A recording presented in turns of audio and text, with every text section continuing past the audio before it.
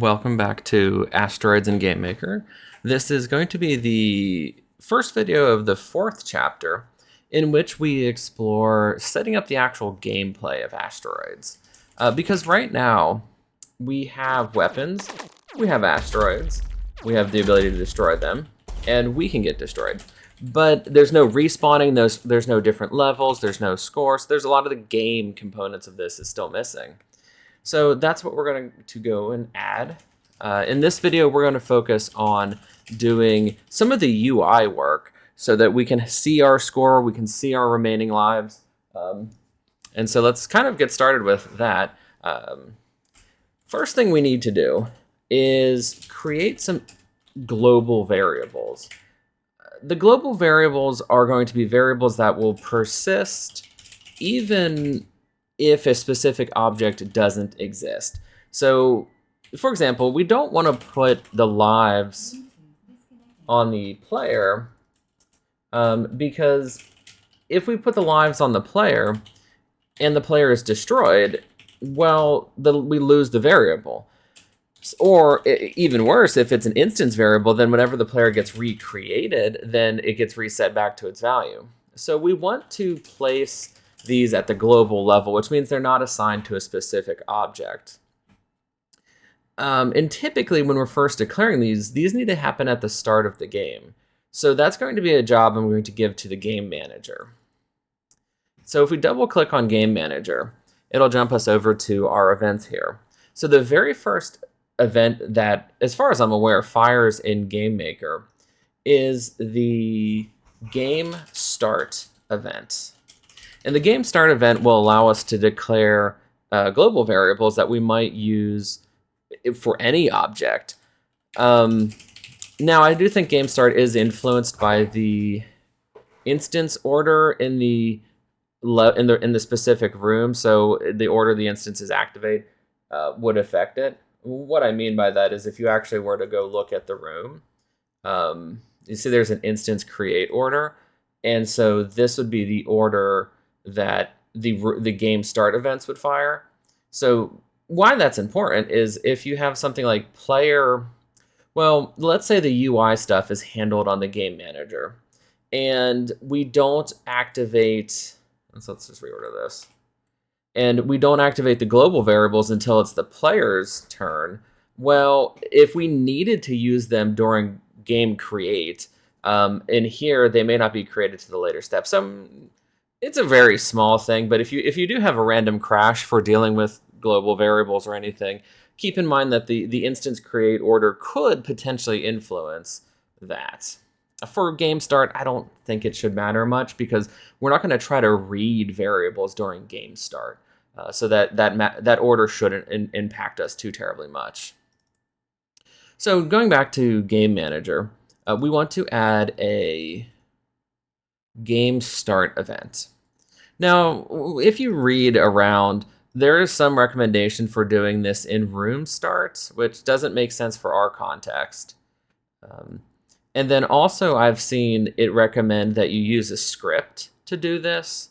And so I'm going to show you what you shouldn't do, and so don't type this code. If you were to create like a script and say scr global variables, now outside of the function you can declare global variables. So we just take that away and just start writing this. Weirdly enough, the problem with doing it this way is if we activate a game restart event, such as our R key on the game manager, it doesn't reactivate this script. This script only runs once when the game is first initialized. So that could be problematic. It's something worth knowing. But like I said, we didn't want that. So I'm going to delete that. So I think, honestly, the one that makes the most sense is placing it inside of the game manager. There's only going to be one game manager, so we don't have to worry about this getting duplicated. Game manager is restarting the game with R. So this seems to be the best place to place our global variables. So global variables that we'll need for this project: definitely score, definitely lives. Now, depending on how you want to interpret this, the player already starts in the room, so this means you have 2 lives left. So counting the player, that's a total of 3 lives. When we get around to respawning the player, you can always take the player out of the room and spawn him so it counts from this pool. I don't think that that's necessary, but so this is 2 lives left, basically. Now, I recommend that we keep track of the level just for purposes, for display purposes. And this one we're going to need a little bit down the road, which is called need respawn. And that's going to be my trigger for when the player is destroyed. It's going to set this global variable so the other parts of the game knows that it needs to respawn the player. So these are our global variables: score, lives, level, and need respawn. So let's actually build the UI so that we can see these getting changed. That's going to require us to go over to the draw step of the game manager. And one thing that I as I was playtesting, I realized we probably want to switch this to draw GUI. So right click it and go to change event. And then we want to make this the draw step, draw graphical user interface. In that way, it draws on top of the screen. And if we happen to make the screen move around, it moves with us. That said, the other place where we used draw was in damage text. And I actually would not change that. I would leave that here because if for some reason we happen to let the screen scroll, we don't really want the damage text to scroll with the screen. So this actually should be still draw. So this is now draw GUI, and we've got all of our code here. We've got showing the current weapon code. We've got our array of all those icons. So scroll down to the bottom. We're going to start adding the stuff for score and other data. So we're going to start with score UI. The score is just simple text, and essentially, let's get MS Paint going up here. So right now, if this is my screen, we've got my energy bar up here. And so, you know, we have our player energy there. And we've got like our weapons here. So what I was thinking is maybe we want to put our score down here. And we'll put our lives right under it. For score, I'm going to use a number. So it's going to say like 100 or whatever our score happens to be. And then for lives, I'm actually going to draw an icon here of the player ship. So we will have like a little player ship icon here. So we'll have like a visual for the lives and we'll have a number for the score. And I was thinking of putting the level over here because this is going to show us how to do a right aligned text so that it's easier for us to render that. So we do have some unused screen space up in the top right, but that way we've kind of got UI going everywhere. Now, to set this up, what we need to think about, so I think this is this part is an easy calculation. That's probably just going to be 10 units, 10 pixels. Now, as far as this height goes, we're going to derive the Y value from room height. This is going to be the variable room underscore height.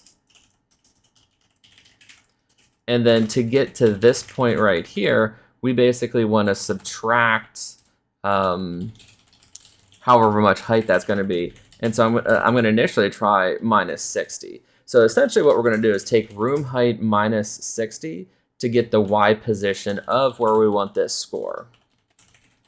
And then lives will be like minus 30 or something. And we'll play with those numbers. To get this, well, I guess we'll come back to this when we start doing level. So to get this score UI to show up, I like to declare the variables ahead of time. So I like to say score underscore X position 10 score underscore Y position, room height minus 60. That's that calculation that I had just done.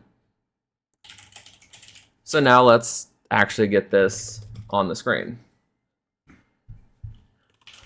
So draw underscore text at score underscore X pose, comma, score underscore Y pose.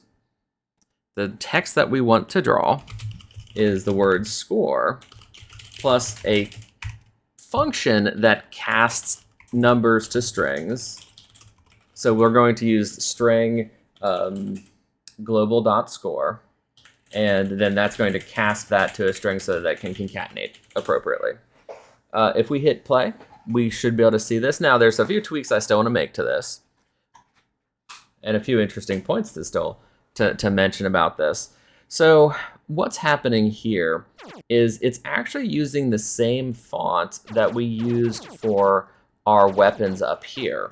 So whenever you change the fonts or you change the alignment of something, it sticks until you change it again. So we're going to need to redeclare the color and possibly create a slightly easier to read font there.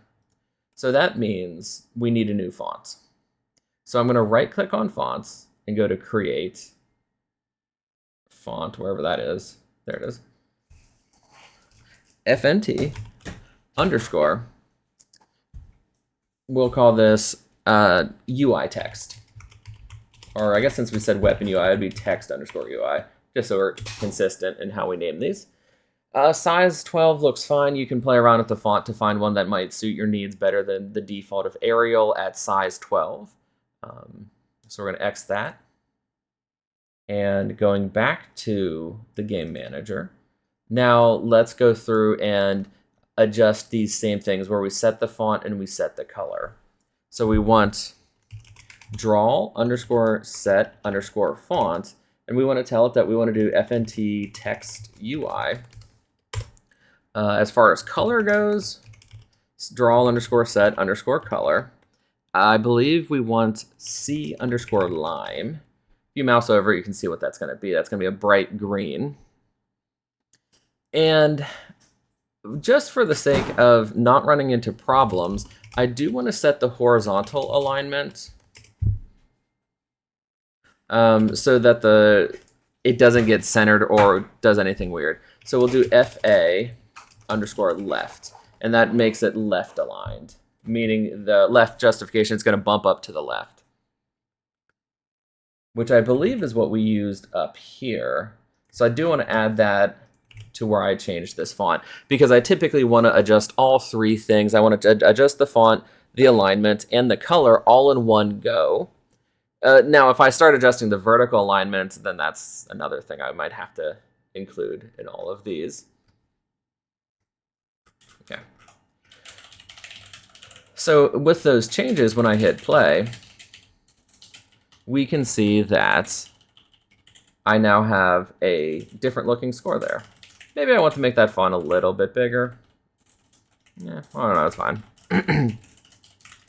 Because if I make it bigger, then lives will get a little scrunched. So next up is doing the lives.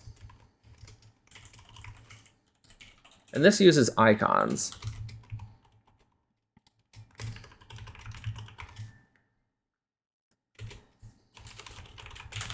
Trying to make my comments here a little bit more sectioned off so that it's easier to see where these things are occurring, which I might want to do up here. So where's my energy bar? So this is my energy bar.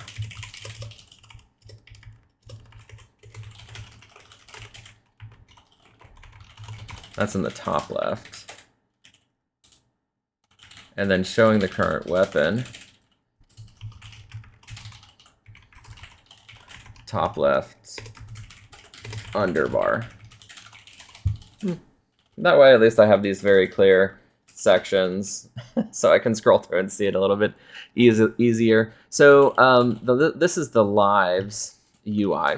Now we need the icon for this. So that's going to take us back to our sprites folder, into the UI folder, and we're going to right-click, create a new sprite.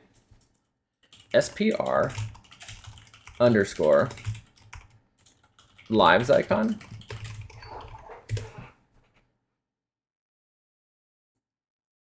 And for this, we're going to open that and then go to import. Oops. So this is in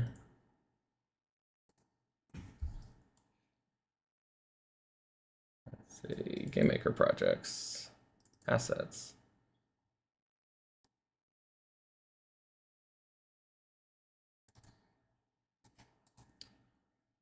All right, so this is going to be under the UI folder and lives icon right here. Tell it yes. Now as far as positioning that we want to play with it, I don't think we need to really play with it a whole lot. So it seems fine how it is. And I'm going to leave it on top left for its orientation. So if I jump back to the game manager, let's actually write the code to display this. So I'm fine with the font being the same. So we'll do draw text underscore score x pose comma score y pose, but we're going to then adjust that by a little bit. We're going to add, let's try 30, see what that looks like. Plus 30, comma, lives. And now we don't need to put the text there because we're going to just draw graphics. So let's use a for loop, and a for loop's a good way to do this because we want to iterate a number of times equal to the lives that we have. So for var I equals 0, semicolon, I is less than global.lives, semicolon, I plus plus. So this will loop through the number of lives that we have, and so we're going to run the draw sprite command. So we're going to say draw underscore sprite. The sprite that we want to draw is that one that we just created, which is SPR player, what was that called? Lives icon, comma 0 for the which frame to draw. There's only one frame, and so first frame is index 0. We want to draw it at the, so this is where I have to do a little bit of math. The X position, so it's going to be score underscore X pose. Now we got to figure out how many pixels the word lives took, so I'm going to guess 50. And then we have a variable here to handle the adjustment of which lives icon it is. So I think they're 26 pixels big, so we're going to go with 26 there. And then score underscore y pose plus, I think 30. Let's see what that looks like. We might have to change that.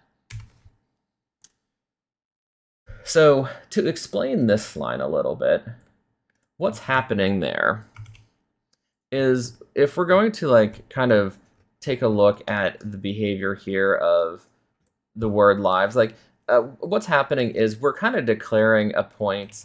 I want to say it's probably here, but it could be kind of in that middle part. So we're declaring a point here, and we need to figure out how many pixels this is. And so I'm saying that this is 50 pixels, so that when we start drawing my new ship icon right here, it's going to be, you know, this was that X pose that we did plus 50. And then each one of these things is going to need to be spaced out 26 pixels for it to work. And so, you know, when we're on the second one, we need to be 26 pixels out. If we have another one, if we got a bonus life, we're going to need another one further out, and so on. So that's kind of the math behind what's going on with this statement here. My amazingly beautiful handwriting there. And so here's what it looks like. Perhaps might want to move those up because they look a little like I want to move the Y position of these up a tiny bit. X looks fine. Maybe I can move the X in a tiny bit, but I definitely want to move the Y up some. So I'm going to try plus 28 instead of 30. And then maybe I can bump this down to 48 instead of 50 and see what that looks like. I mean, these are very small pixel values. And so that looks a little bit better. My spacing looks good. So I'm pretty happy with how that lives works. Now, we don't have a proper lives counter. When we crash into something, we're not taking away from that. That's going to be in the next video. But so we've got that going. So let's put the level over on the right side of the screen and then get some score working, and then we will be pretty happy with this. So let's display the current level.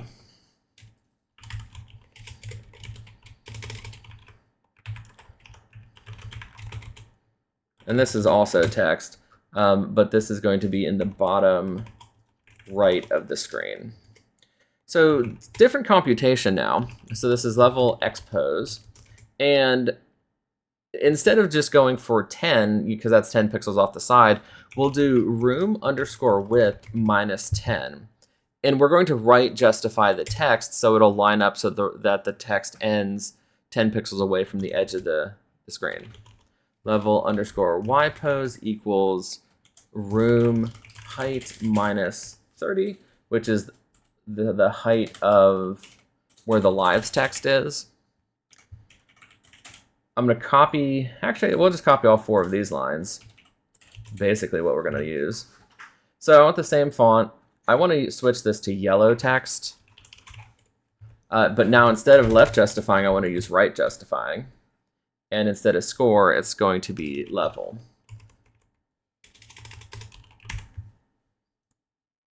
And so with those changes, we should have the current level in the bottom right. So whenever we beat a level, that didn't show up.